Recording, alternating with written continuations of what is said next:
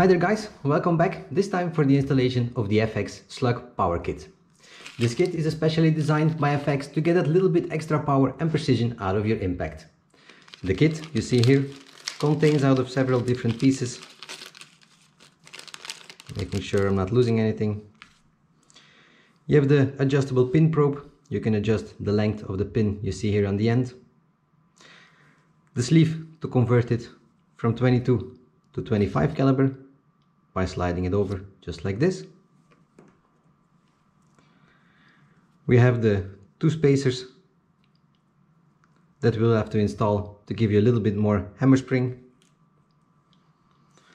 The valve return spring with the rubber ball that will have to go inside. And two tiny O-rings that will have to fit over the pellet probe in the groove you see there. I will be combining it with the Yuma Air high flow dual hole transfer port to give me even a little bit more airflow and a little bit more power. The way how to install the Yuma Air transfer port, this I have done in a previous video. I'll put the link up in the corner of the screen so you can check that out if you want to see the installation or how this is done as well. But before we start the disassembly, I want to thank to every one of my loyal subscribers. We are closing in on 5,000 subscribers, so I'm asking, if you're already watching right now and you like what I'm doing, please like this channel and subscribe to it so it helps the algorithm of YouTube and we can grow even a little bit more bigger. Cool. At the moment, the awesome impact I have here in front of me is configured in 25 caliber, shooting the JSB 34 grains at about 825 feet per second and a 25 grains at 925. Before we start the disassembly, please, it's always very important, make sure your air rifle is not cocked, there are no pellets in the breech and it's put on safe. The first thing we'll have to do is make a little bit of room so we can have a clear workspace to work on, and then we'll start by degassing the airgun. First thing I will do, take that beautiful element nexus off. Very handy with these spur mounts and quick release. Then next, take off the air tank.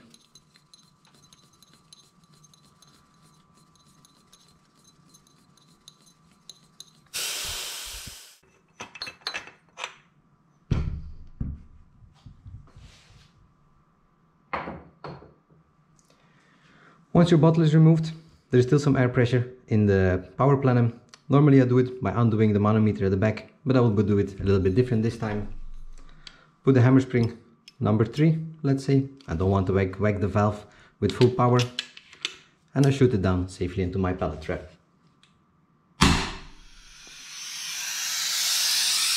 And let the rest of the air bleed out.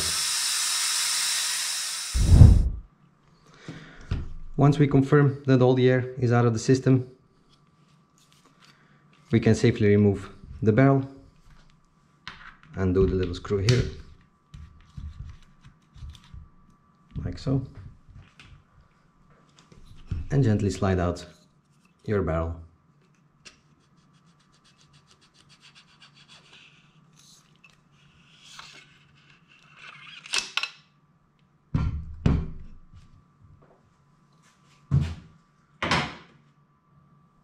The barrel is out, we can start removing the cheek plate and the Picatinny rail.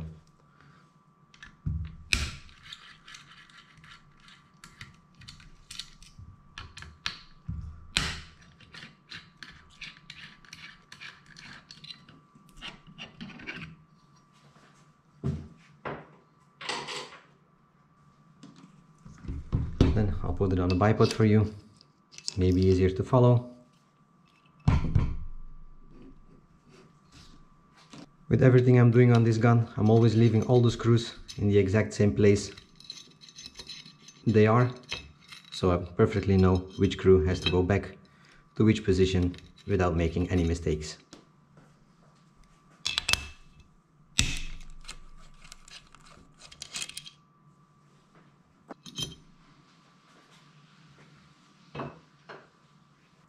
Once the cheek rest and the Picatinny rail are removed, we can remove the complete top plate by undoing all the screws you see here. As always, I undo them but I leave them exactly in the spot where they are. So I can always know for sure that I have to go back in the same spot. Some of them have a different length, so they have to go exactly where they came from.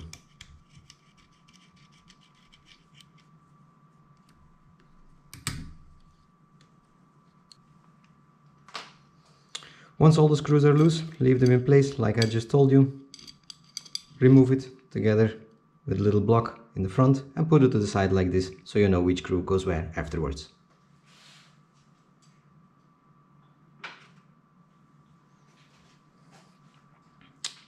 Then lift up the block in the front, slide your pallet probe backwards and take it out. Put it in position just like this. It can twist, but the length is very important for the seating of your pallet probe above the transfer port hole, so I'll put it to the side just like this and address it later on. Once that is done, we can remove the valve travel knob here in the front by unscrewing it all the way out, like so. The spring, we also take it out, put it to the side. Then you take 11mm box wrench, make sure it's a box wrench, and undo the valve housing, like so.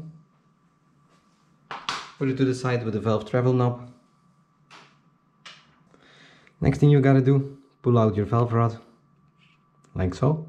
We'll have to remove this little end piece in order to access the insides and install the two spacers that came in the kit. What I'll be using for this, take some vice grips. I coated them with some rubber coating not to damage the valve rod itself.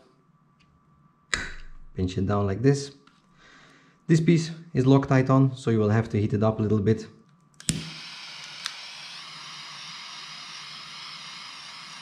Heat it up till you more or less see the glue start smoking.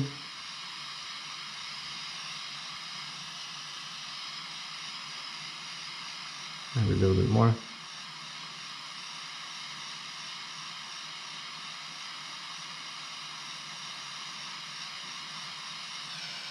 I think that should be fine.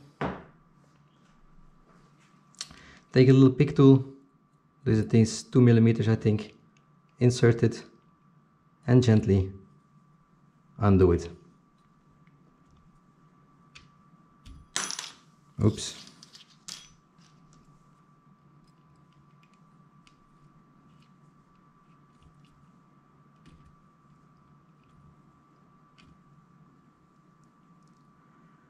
Just be careful near the end. This part is hot because you were heating it up. You still see the glue smoking. Remove your vice grips. And I'll use the vice grips itself to take the hot part off. Put it to the side because we will need it later on. Now that that is removed, we can slide out all the internals.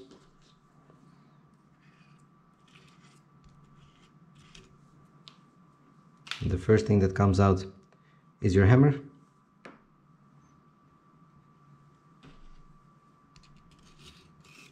And then you have the hammer spring and the hammer weight that sits inside the spring like this, and your hammer slides over like this.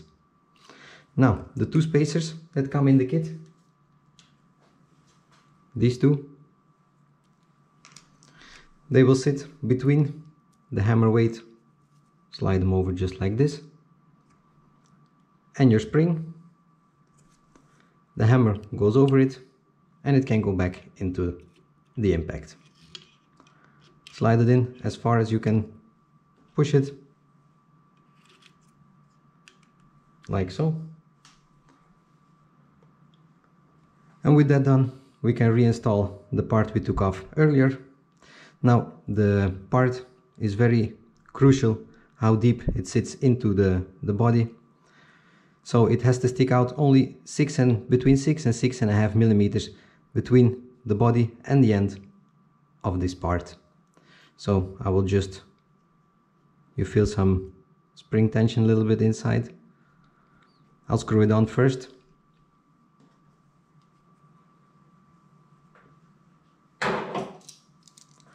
So I can determine the exact depth. And then I'll apply some glue Loctite once I know till where I have to screw it in.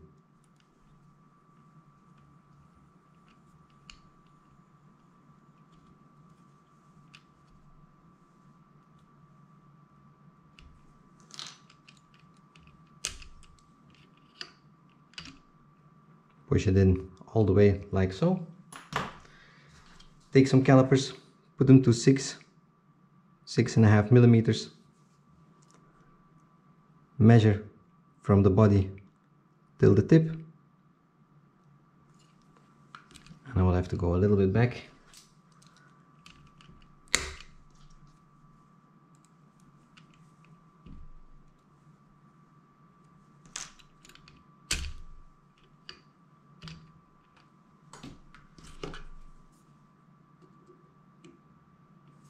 This is perfect.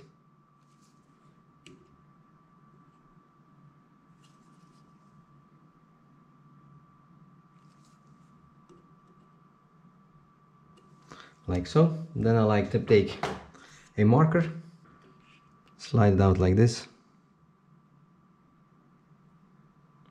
put a small line, so I know exactly where to screw it back in, like so.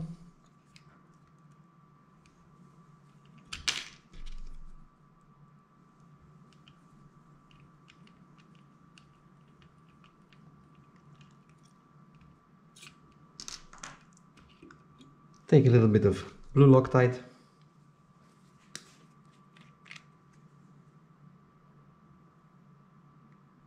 Just a little bit.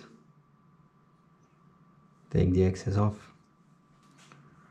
Screw it back on.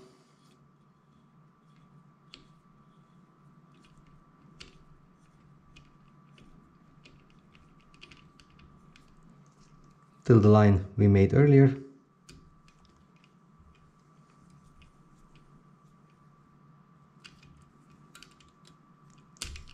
So push it in all the way. Just last time to measure it, just to verify.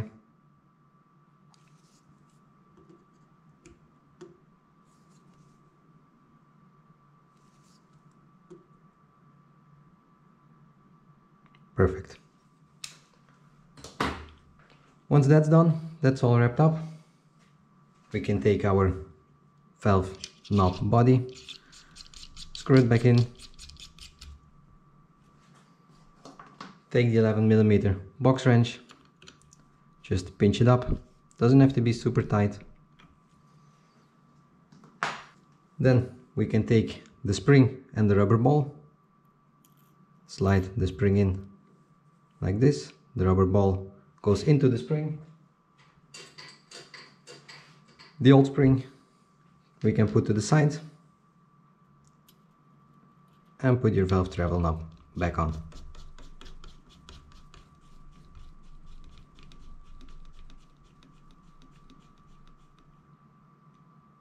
As so.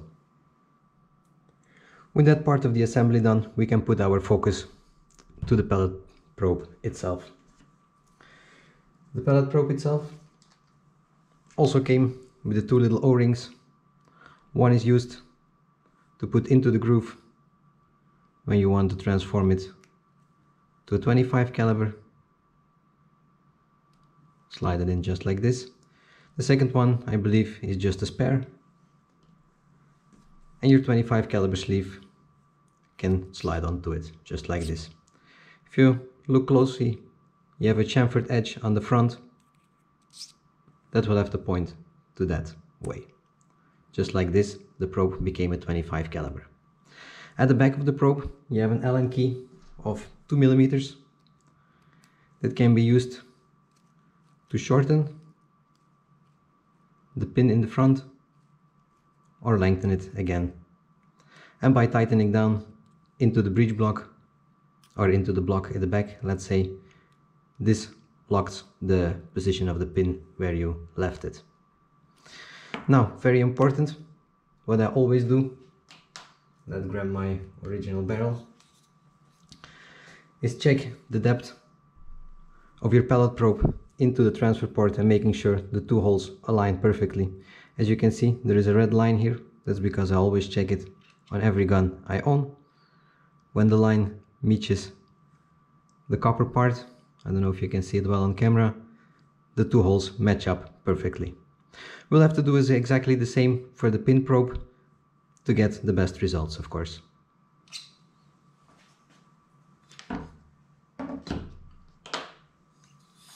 So here I have a barrel with a Yuma Air dual hole transfer port. Stick our 25 caliber probe into it, and I would like to put it in to where the front part here starts being visible inside the transfer port. Just like this. I'll take a marker, mark a line on the probe,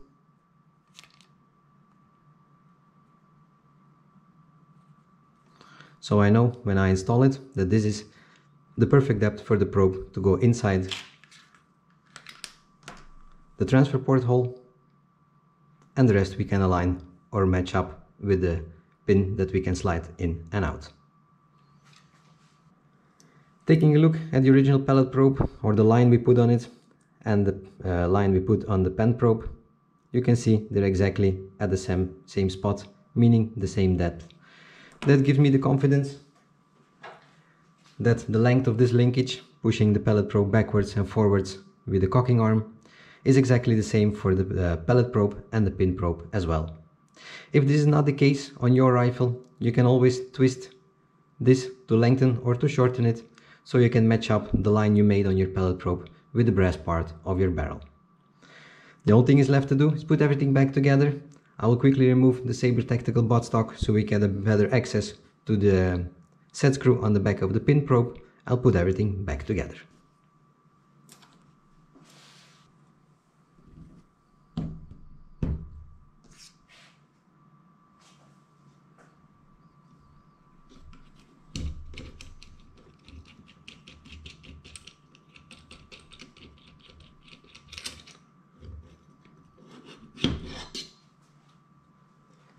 Then it's time to put back on the cocking block with the linkage arm and the pellet probe. Note there is a little hole, little pin on the bottom of the block that will have to match up with the little hole you see there. Just put it down just like this. Match up that pin like so. Close it. Then I will install the barrel.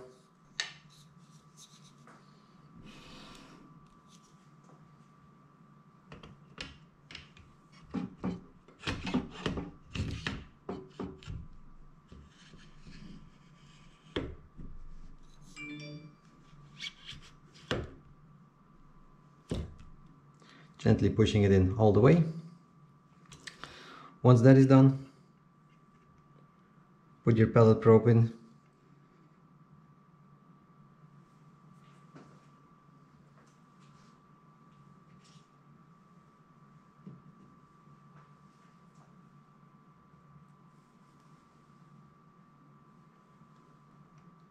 Look for the hole.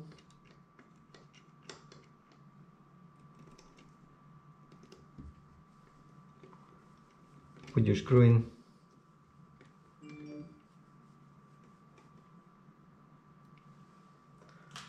Then close everything up like this, and make sure the line you made matches up to the brass part. And this, you know, your pellet probe is exactly in the right position, or the correct depth, of course. Then we can put the top plate and everything back on. In order to do this, I simply have to remove the barrel again, to put this block at the front. Put the barrel to the side.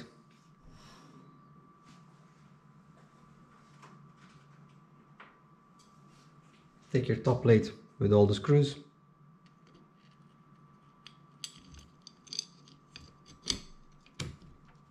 Align everything. 2.5 millimeter. What I always like to do, let them find their way. I go in a crisscross pattern to make sure they all grip nicely without going in too difficult.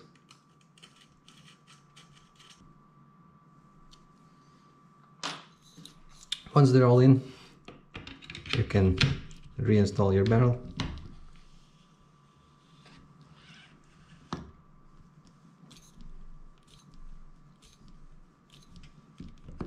Just as so.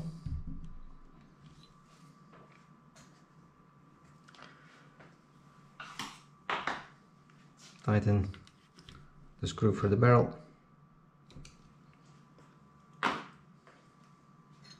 You can take your Picatinny rail, put it back on.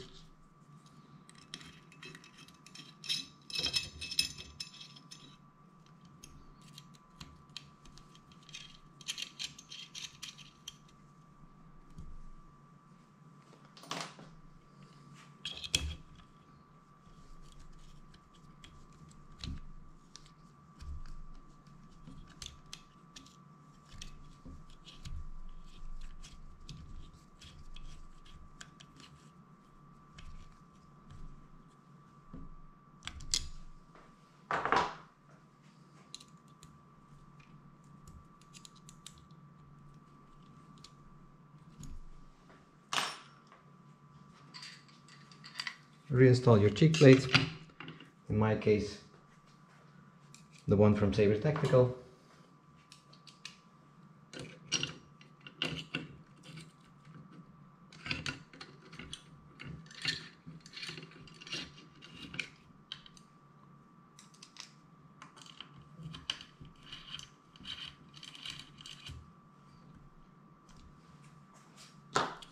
Now, with all that done, it is time to set the depth of the pen probe itself and making sure it clears the magazine.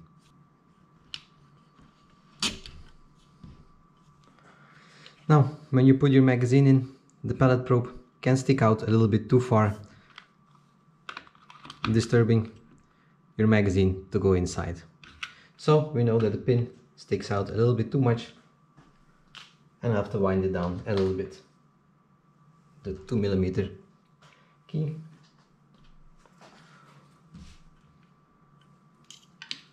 Loosen the probe here from the side.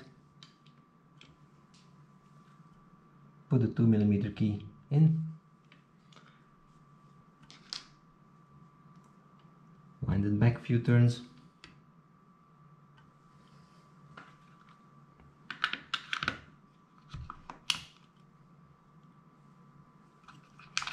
Making sure your magazine can go in and out freely without the pin disturbing your magazine.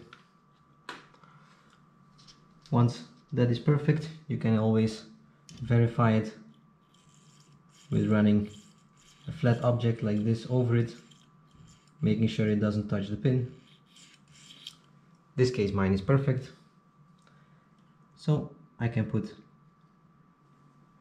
the screw down and lock everything into place, making sure it won't move anymore. With that done, I can reinstall my buttstock from Saber Tactical. Oops.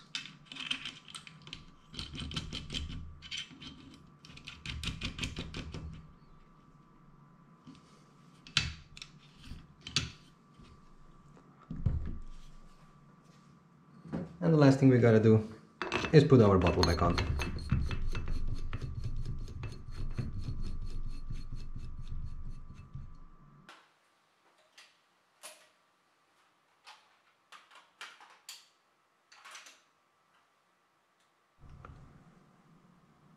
So without adjusting any other settings from the beginning, using the Slug Power Tune Kit and the Yuma Air High Flow Dual Hole Transfer Port version 2, we get about 65 feet per second extra. Some more proper tuning to get it very efficient will still have to be done afterwards, of course.